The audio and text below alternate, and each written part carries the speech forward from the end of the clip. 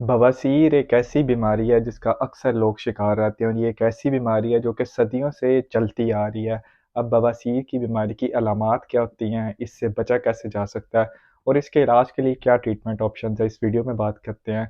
मेरा नाम डॉक्टर रेहान है और मैं यूके में एज अ डॉक्टर प्रैक्टिस कर रहा हूँ। बवासीर को मेडिकल टर्म्स के अंदर पाइल्स या हेमरॉइड्स बोला जाता है। अब होता क्या है कि जो आपके बड़े पेशाब वाली जगह के गिर्द खून की नालियों का जो गुच्छा होता है, उसके अंदर जो डायलेटेशन होती है यानी खून की नालियाँ जो हैं वो सूज जाती हैं।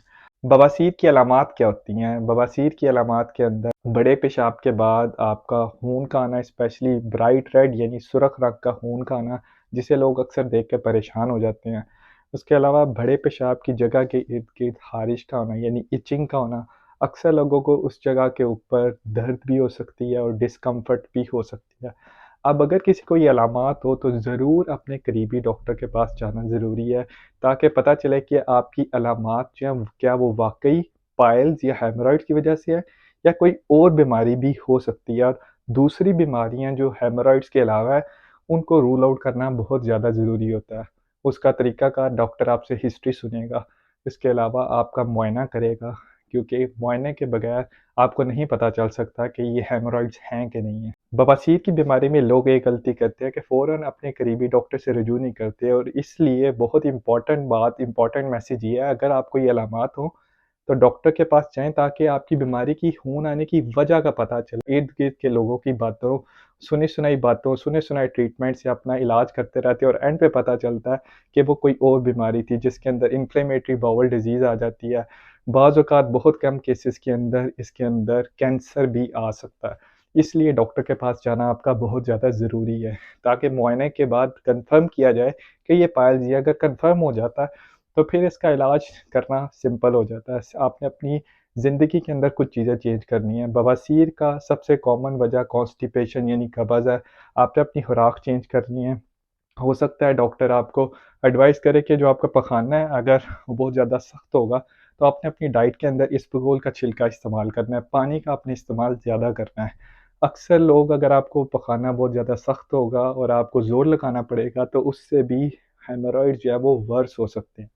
इसके अलावा वो लोग जो हैवी लिफ्टिंग करते हैं या उनकी जॉब के अंदर बहुत ज़्यादा देर खड़े रहना या बैठे रहना होता है, तो उनको अपने टाइम के अंदर काम करने की रूटीन के अंदर दरमियान में छोटी-छोटी ब्रेक्स लेनी चाहिए। चौथी बड़ी वजह जो बवासीर या पाइल्स की होती है वो प्रेगनेंसी भी होती है, यानी हामला ख़वातीन के अंदर भी इसके चांसेस होने के ज़्यादा हो जाते हैं। कुछ लोगों की फैमिली हिस्ट्री के अंदर भी पाइल्स होता है और उनको इसके होने के चांसेस ज़्यादा हो जाते हैं। अब इसके लिए बहुत ज़्यादा ट्रीटमेंट ऑप्शंस अवेलेबल हैं। लोग अक्सर एक-दूसरे से पूछ के क्रीमों का इस्तेमाल करते रहते हैं। जानना ये ज़रूरी है कि वो जितनी क्रीमें हैं, अमूमन उसके अंदर जो है वो उस एरिया को सुन्न करने वाली केमिकल्स होते हैं, जो कि वक़्ती तौर पे आपके सिम्पटम्स को बेहतर कर देते हैं, लेकिन वो उसका मुकम्मल इलाज नहीं है और आप उस पे रिलाय नहीं कर सकते। इसलिए जब आप अपने डॉक्टर से मशवरा करेंगे, तो वो आपको आपकी बीमारी और आपकी सेहत के मुताबिक आपका ट्रीटमेंट ऑप्शन बताएगा। अब जानना ये ज़रूरी है कि पाइल्स यानी हेमरॉइड्स के 4 मुख्तलिफ स्टेजेज़ होते हैं। पहला स्टेज के अंदर आपको कोई मुहका या कोई स्वेलिंग नहीं मिलती। दूसरे स्टेज के अंदर अक्सर पेशाब के साथ आपकी जो स्वेलिंग है बाहर आ जाती है, लेकिन खुद ब खुद अंदर चली जाती है।